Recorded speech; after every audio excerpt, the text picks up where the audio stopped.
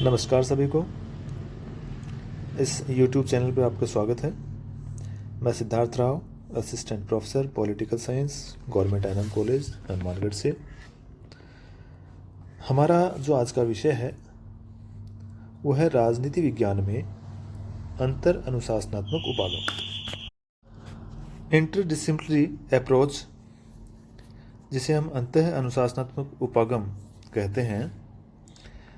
यह 4 शब्दों से मिलकर बना है: अंतर, अनुशासन, आत्मक और उपागम। यानी अंतर का अर्थ है आंतरिक संबंध, और अनुशासन का अर्थ होता है कोई भी सब्जेक्ट या विषय या विद्या, और आत्मक का अर्थ है लक्षण, और उपागम का अर्थ होता है दृष्टिकोण, यानी किसी भी अध्ययन का जो विषय करते हैं उसका दृष्टिकोण क्या है। इस प्रकार से अंतर अनुशासनात्मक उपागम का जो शब्दार्थ हुआ अपने आप में, वो हुआ अध्ययन का ऐसा दृष्टिकोण जो विभिन्न विषयों में आंतरिक संबंध के लक्षण पर बल देता है, जिसके माध्यम से हम उसका अध्ययन कर सकते हैं।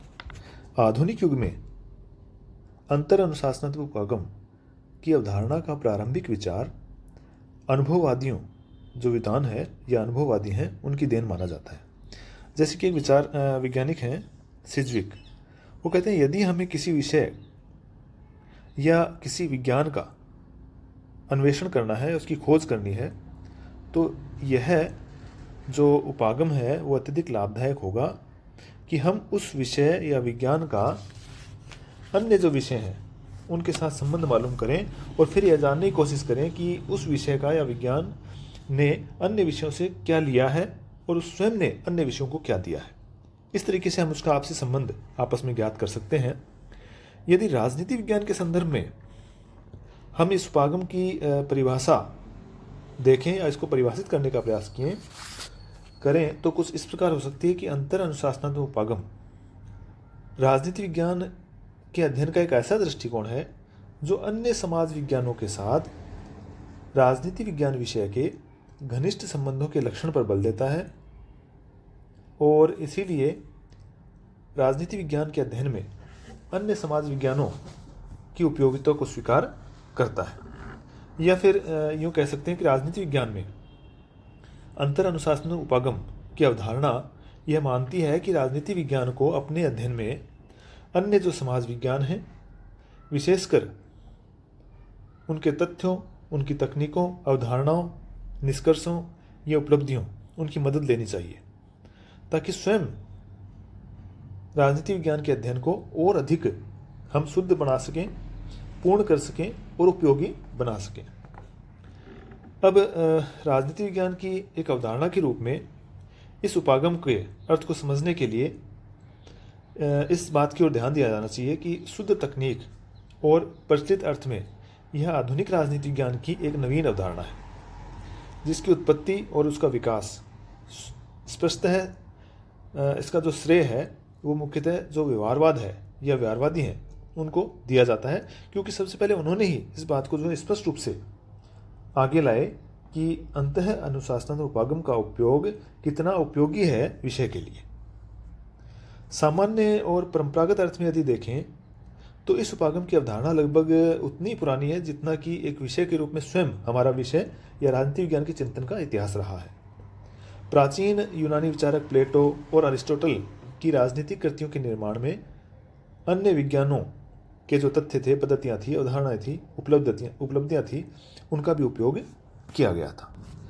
तो इस प्रकार हम ये मान सकते हैं कि यह जो उपागम है वो अपने प्रारंभिक और आदिम रूप में इसका जो विचार है वो अति प्राचीन काल से मौजूद था।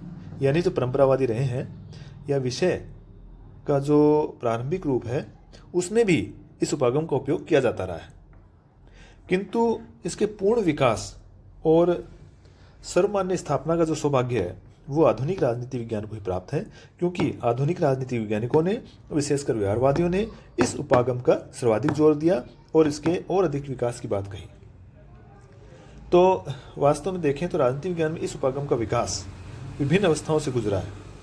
अंतः अनुशासनात्मक उपागम के संपूर्ण अर्थ और यूँ कहें कि उसके अनेक रूपों या प्रकारों को समझने के लिए हमें देखना पड़ेगा कि उसका विकास कैसे हुआ और उसके विकास में निहित जो अवधारणाएं हैं या मान्यताएं क्या रही होंगी। तो यदि हम इस उपागम को सही माने एक विषय के विकास के लिए और उसके और अधिक उसको लाभकारी बनाया जा सके, उपयोगी बनाया जा सके, तो हमें भी यह भी मानना होगा कि अंतःअनुशासनात्मक उपागम का उपयोग हमें हमारे विषय यानी राजनीति विज्ञान में करना चाहिए। तो हम ये देखते हैं कि इसका उपयोग हमें क्यों करना चाहिए और इसकी हमारे विषय में क्या इंपॉर्टेंस है। अंतःअनुशासनात्मक उपागम का जो विचार है वो मूल रूप से इस तथ्य पर आधारित है कि सभी सामाजिक विज्ञान यानी सभी सोशल साइंसेज के बीच में एक आंतरिक घनिष्ठता या यूं कहें कि एक एकता पाई जाती है। और आधुनिक युग के अनेक विद्वानों ने विभिन्न सामाजिक विज्ञानों की आंतरिक एकता और उसकी पारस्परिक जो निर्भरता है उसको स्वीकार किया है और अध्ययन की दृष्टि से समाज विज्ञानों की घनिष्ठता को भी उन्होंने उपयोगी माना है, क्योंकि कोई भी एक विषय अपने आप में पूर्ण नहीं है। या इस बारे में एक विचारक हैं जैकबसन और लिपमैन। उनका यह मानना है कि किसी भी प्रकार से सामाजिक अध्ययन का जो नौसिखिया है वो भी शीघ्र ही ये अनुभव कर लेता है कि विज्ञानों के बीच में आपस में कोई दीवारें नहीं है, कोई भेद नहीं है और किसी भी एक विज्ञान के अंतर्गत की गई अति जो लघु खोजें हैं वो अन्य सभी की प्रगति में भी महत्वपूर्ण योगदान प्रदान कर सकती हैं। आधुनिक जो राजनीति विज्ञान है उसमें अंतःअनुशासनात्मक उपागम का जो सर्वाधिक समर्थन किया है वो व्यवहारवादियों ने किया है। व्यवहारवादियों ने राजनीति विज्ञान के अध्ययन में एक दृष्टिकोण के रूप में इस उपागम का समर्थन अनेक मान्यताओं या यूं कहें कि अनेक तर्कों के आधार पर किया है। वो तर्क कौन कौन से हैं? जैसे कि नंबर 1 हम देखें कि राजनीति विज्ञान के अध्ययन में व्यवहारवादी कहते हैं कि राजनीति विज्ञान के अध्ययन में जो मूल इकाई है वो स्वयं व्यक्ति है, अर्थात राजनीति विज्ञान की व्यक्ति के राजनीतिक व्यवहार का अध्ययन करना चाहिए। और अब हम ये मानते हैं कि व्यक्ति का जो राजनीतिक व्यवहार है वो किसी सीमाओं में बंधा हुआ नहीं है, उसका अध्ययन अनेक विषयों में अलग अलग तरीके से किया जाता है। तो उसका अगर हमें लाभ लेना है तो इस उपागम के अंतर्गत हमें अध्ययन करना होगा। इसी तरह नंबर 2, व्यवहारवादियों का मानना है कि व्यक्ति का जो राजनीतिक व्यवहार है वह मात्र उसके राजनीतिक वातावरण और परिस्थितियों से प्रभावित नहीं होता, अपितु उसके संपूर्ण सामाजिक वातावरण और आसपास की परिस्थितियों से प्रभावित होता है, जिसमें उसके जो राजनीतिक पक्ष है उसके अलावा भी पारिवारिक हो सकता है उसका पक्ष, सांस्कृतिक, आर्थिक, धार्मिक आदि पक्ष से भी वह प्रभावित होता है। इसलिए व्यक्ति के संपूर्ण राजनीतिक व्यवहार को समझने के लिए उसकी इन सभी सामाजिक पृष्ठभूमियों का अध्ययन किया जाना आवश्यक है और ऐसा करने से स्वतः ही विषय अंतःअनुशासनात्मक उपागम का जो है समर्थक हो जाता है। इसी तरह नंबर 3, व्यक्ति के संदर्भ में संपूर्ण सामाजिक जीवन अत्यंत जटिल है, वह बहुआयामी है और अलग अलग तथ्यों से वह प्रभावित होने वाला है। इस संपूर्ण सामाजिक जीवन का सूक्ष्म और वास्तविक अध्ययन किसी एक सब्जेक्ट के द्वारा संभव नहीं हो सकता। इसलिए व्यवहारवादी मानते हैं कि इस उद्देश्य की पूर्ति के लिए भी राजनीति विज्ञान सहित विभिन्न सामाजिक विज्ञानों की स्थापना की गई है और इसीलिए ये आपस में जुड़े हुए हैं, इनका जो अध्ययन है आपस में प्रासंगिक है।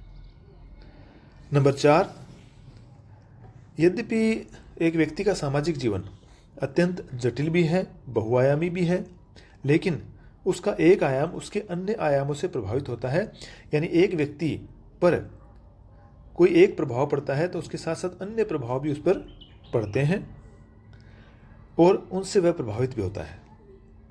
इसके साथ ही सामाजिक जीवन के विभिन्न आयामों में एक आंतरिक एकता पाई जाती है, या यूं कहें कि सरल शब्दों में कि व्यक्ति के सामाजिक जीवन का एक पक्ष उसके दूसरे पक्ष से प्रभावित होता है और उससे प्रभावित भी करता है, यानी वह स्वयं प्रभावित भी होता है और प्रभावित करता भी है।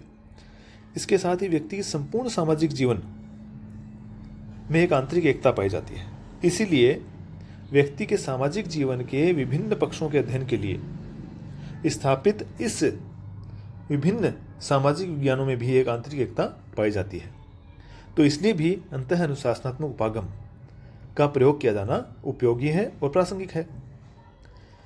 नंबर 5, जो कि सभी जो सोशल साइंसेज हैं उनमें एक आंतरिक एकता और घनिष्ठता पाई जाती है, इसलिए उनमें से प्रत्येक को अपने अध्ययन में अन्य सामाजिक विज्ञानों की अध्ययन पद्धतियों, उनकी तकनीकों, तथ्यों तर्कों, प्रतिमानों आदि को अपनाने में किसी प्रकार का कोई संकोच नहीं किया जाना चाहिए, ऐसा व्यवहारवादियों का मानना है। अर्थात अध्ययन की दृष्टि से एक सामाजिक विज्ञान को अन्य सामाजिक विज्ञानों से सहयोग लेने में और सहयोग देने में, इन दोनों ही बातों में किसी तरह का संकोच नहीं किया जाना चाहिए। इसी प्रकार नंबर 6, व्यवहारवादियों के अनुसार जो राजनीति विज्ञान है, राजनीति विज्ञान सहित सभी सामाजिक विज्ञानों को मात्र यथार्थवादी या वास्तविक अध्ययन करना चाहिए।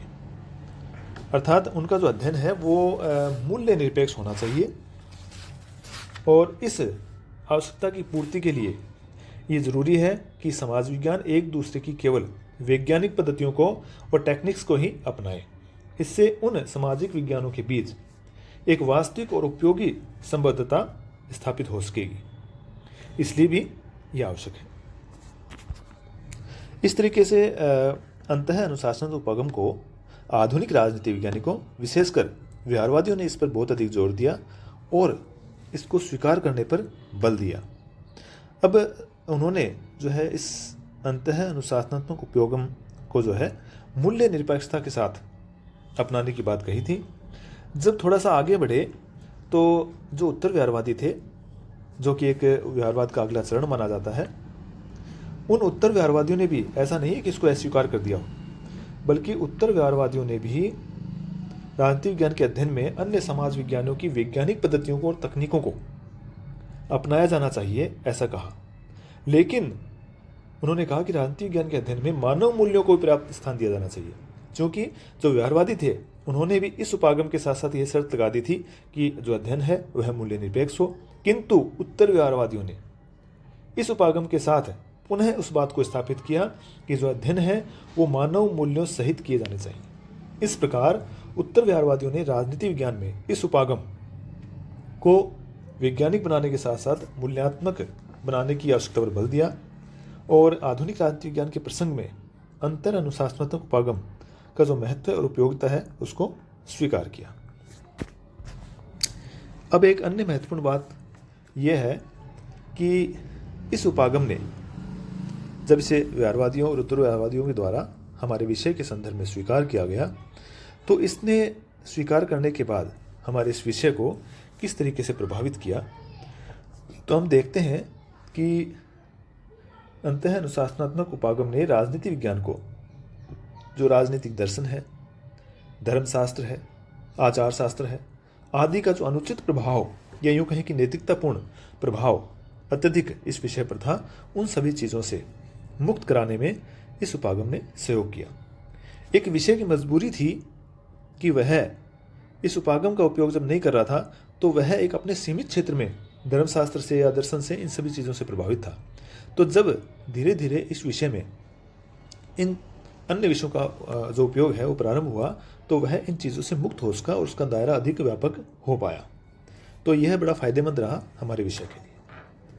साथ ही इस उपागम ने जो है राजनीति विज्ञान को एवं अन्य समाज विज्ञानों की घनिष्ठता और एकता को सैद्धांतिक और व्यावहारिक रूप से जो है प्रमाणित कर दिया। अब ये बात प्रमाणित हो गई कि हमारे विषय का संबंध अन्य समाज विज्ञानों से न केवल सैद्धांतिक तौर पर बल्कि व्यवहारिक तौर पर, दोनों तरीके से है। सैद्धांतिक तौर पर इसलिए कि एक सिद्धांत को जो किसी अन्य विषय में स्थापित है उसको हमारे विषय में स्वीकार किया जा सकता है, उन तकनीकों को उपयोग किया जा सकता है। और व्यवहारिक इसलिए कि हमारे जो वातावरण है बाहर का, उसमें एक व्यक्ति अन्य सभी प्रभावों से प्रभावित होता भी है और प्रभावित करता भी है। तो इसलिए इसका जो प्रभाव है इस उपागम का, ये सैद्धांतिक और व्यवहारिक दोनों तरीके से विषय पर पड़ा। राजनीति विज्ञान के अध्ययन में वैज्ञानिक विधि को अब अपनाना संभव होगा। जो पहले बाउंडेशंस थी कि किसी भी साइंटिफिक टेक्निक्स को नहीं अपनाया जा सकता क्योंकि वो विधियां वैज्ञानिक हैं और हमारा जो है वो विषय समाज विज्ञान है, तो वो है बाउंडेशंस खत्म हो गई और अब वैज्ञानिक विधियों को अपनाया जाना संभव हुआ और अन्य सामाजिक विज्ञानों की उपलब्धियों को भी राजनीति विज्ञान के अध्ययन के लिए अधिक उपयोगी ढंग से अपनाया जाना शुरू कर दिया गया। इसी प्रकार जो व्यवहारवादी थे, व्यवहारवादियों ने राजनीति विज्ञान के अध्ययन के लिए अंतर अनुशासनात्मक उपागम के अंतर्गत केवल वैज्ञानिक पद्धतियों और तकनीकों को अपनाने पर बल दिया था, किंतु उन्होंने संपूर्ण अध्ययन को मूल्य निरपेक्ष बनाने पर अत्यधिक जोर दिया। उनकी इस भूल को भी बाद में उत्तर व्यारवादियों ने सुधारा और राजनीति विज्ञान के अध्ययन में वैज्ञानिक पद्धतियों के साथ ही मूल्यों को भी पर्याप्त महत्व दिया जाने लगा। तो इस प्रकार उत्तर व्यारवादियों ने राजनीति विज्ञान के प्रसंग में इस संपूर्ण अंतः अनुशासनात्मक उपागम को अधिक उपयोगी बना दिया। इस तरह हम कह सकते हैं कि आधुनिक राजनीति विज्ञान में व्यारवादियों और उत्तर व्यारवादियों दोनों के द्वारा इस उपागम का प्रयोग किया गया और निश्चित रूप से यह उपागम हमारे विषय के लिए बड़ा उपयोगी सिद्ध हुआ, इसमें कोई दो राय नहीं है।